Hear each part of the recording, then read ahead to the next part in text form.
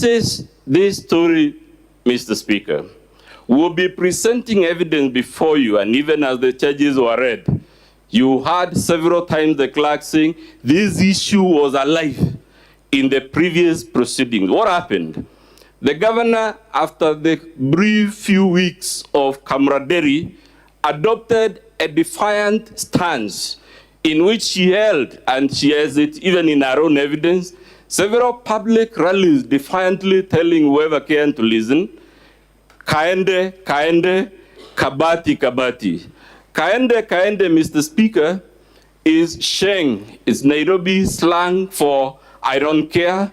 Whatever will be, I'll do what I do. In Swahili, they say, na liwe liwalo. That is the meaning of kaende, kaende. And we'll be showing you how, throughout the last 1 year, even after the graceful lessons from Senator Tobiko, I recall, from the other senators, the governor's mantra in persisting on this, a series of misconduct is, I don't care, whatever will be, will be. Kyusera, Kyusera, whatever will be. She doesn't care about the consequences, the future, and whatnot. That is how, Mr. Speaker, we have come before you with a motion arranged under 7 thematic counts, setting out 39 specific forms of gross violations of the law and the Constitution, and which, in our humble submission, are conduct and becoming of any leader. Mr. Speaker, we expect, and it will happen, although I'm not a prophet, just like last time, the governor will appear on this podium taking the posture of an innocent and vulnerable victim of toxic masculinity, harmful patriarchy, gender stereotyping, political schemes. That's what our response tells you. It is back to, it wasn't me, by Shaggy. And the governor, if you want to confirm it, at page 2 of our response, she tells you, this motion will not be here. It is a scheme by our deputy who is power hungry to take the governorship through the back door.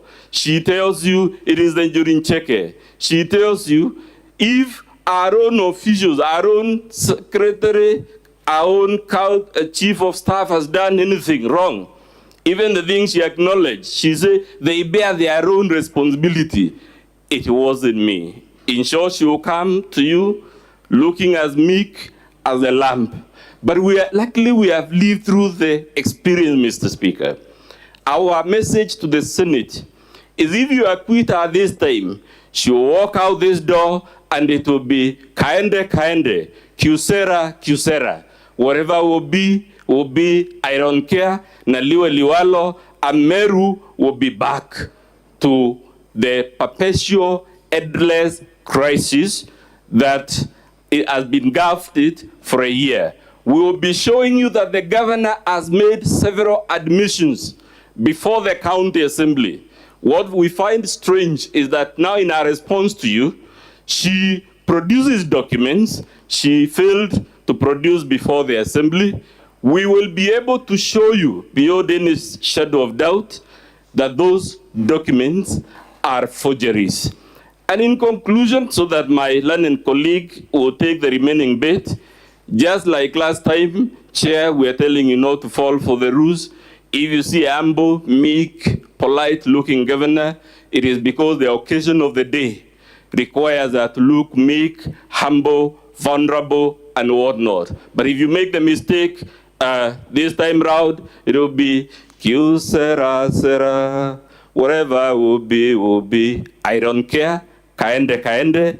That is what she will do. And for those reasons, for purposes of my part, Chair, we are asking you to borrow from Nicholas I of Russia in 1825, 1826, to prove that the Senate of the Republic of Kenya can actually do things properly by impeaching a rogue governor.